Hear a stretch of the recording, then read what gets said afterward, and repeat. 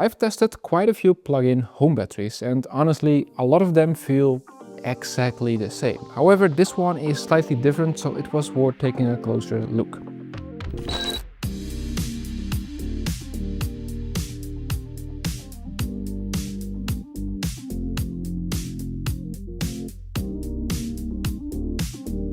Hey, it's me, Martijn. I test smart battery-powered gadgets so you don't waste your money or time. And today we're taking a closer look at the Hoymiles HiBattery 1920. What makes this one interesting is that it's not only a plug-in battery, it's trying to be a smart energy system too. So yeah, I unboxed it, installed it, connected it to a P1 meter and used it for a couple of days. I'll show you exactly how it performs in a real home with solar panels, heat pump and an EV. Quick unboxing first, because there are a few things that I noticed. So the battery comes in a nicely designed box and the battery itself is nicely protected too. The manual has the QR code to install the app. And then there's the battery. And lastly, we also have a smaller box with the AC cable. And this cable here is actually interesting, because it's both your backup socket and your solar input, but I'll show you that in a second. Overall, it feels a tiny bit industrial, but at the same time very consumer friendly too. And the design, I kind of don't know. It also looks like a speaker with two grips on the side, but that's not a bad thing. It's actually a good thing because it makes it easy to move in case of a power outage, for example. More on that later. Now, the setup is pretty straightforward. You just take the battery, put it next to a wall socket, you plug it into the wall socket, you turn it on by holding the touch sensitive button on the display, and then you connect it with the app, and that part is actually pretty smooth. It finds the battery almost instantly. Once that is done, it's basically up and running in less than 2 minutes. Now, if you want this system to actually be smart, you need this. This is a P1 meter. It tells the battery what your home is doing at any given time, so it can act instantly. Without it, it's just a battery, but with this, it becomes instantly a smart system. And the installation is super easy. You just plug it into your smart meter, connect it within the app, done. Only one thing, maybe two things. First of all, you need an antenna, and secondly, it doesn't support P1 splitters. So this reveals basically that this is a white label product, and I guess it's from Hoymiles.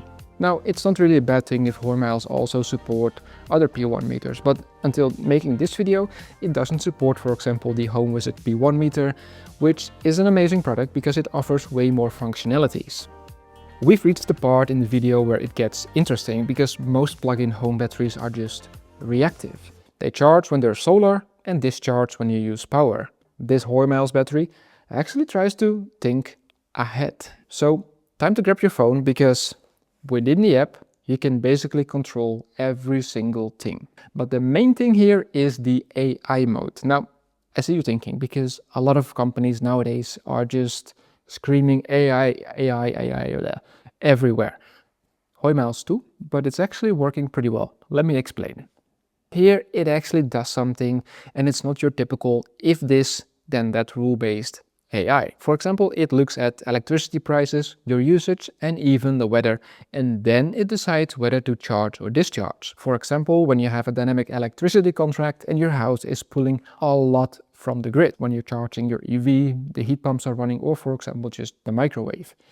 And you're pulling a lot from the grid and the battery does nothing. Then I can see you wondering, why is the battery not supporting? Now, for example, in the app you can see that the electricity price was super cheap at the moment. So the system was basically like, nope, I'm not going to support you right now because the electricity price is super cheap and I can better support you when the electricity prices are sky high. And honestly, that's exactly what you want.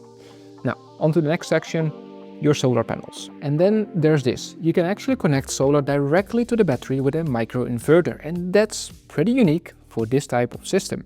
I've got around 20 solar panels here up on the roof, each with its own microinverter. So I cannot really easily connect them straight to the battery, but that doesn't matter, because even in that scenario, the battery knows how to deal with it. So it's actually thinking in flows and not just storage, and that's a big plus. And unlike some other batteries I've tested, you can actually use this as a portable battery. It's not light with 24 kilograms, but it's easily doable. So you can charge it during the day, you pick it up and use it somewhere else at night. That's quite interesting if you own a camper with solar panels on the roof and you want to cook outside. Now, that's one of the many things you can do with it, but there's actually one big thing missing. Why is there no socket on the front or on the side? That would have made it so much easier. Now you just have to plug this extension cable in and then you can plug in another cable. Not a big deal, but I would have loved to see an extra wall socket that you can plug something in right away. Now, on to the next section. We have to talk about performance. Because of energy loss and heat production, I ended up with around 83% of efficiency. And that's for an AC plug-in home battery, a pretty common result. Now, I also checked how well it can keep the zero on the meter. Charge during the day and discharge at night, and it does a decent job. You get very small fluctuations, usually within the 50-watt range, and sometimes it's a tiny bit above or sometimes tiny bit below, but overall it follows your house pretty well. So what do I like? Well, I like that it basically works with every single solar setup, whether that's existing or new. And secondly, I like that it's actually smart, not just claiming to be. The app is good, setup is easy, and that's more flexible than most batteries I've tested. But, and I've never said it before in this video, the capacity is only 1920 watt, and that's not a lot. With my 2x6 kilowatt heat pumps and a Polestar 2, this is far from enough for my use case. Luckily, you can expand the system and stack additional batteries, which would be needed for my home. If you live in an apartment though, this could be more than sufficient. And a lot of the smart features depend on the app and cloud. So if you want to run everything local or don't depend on the internet, this might not be it. You can power some appliances during outages, but don't see this as a backup system for your entire home. So, who's this for?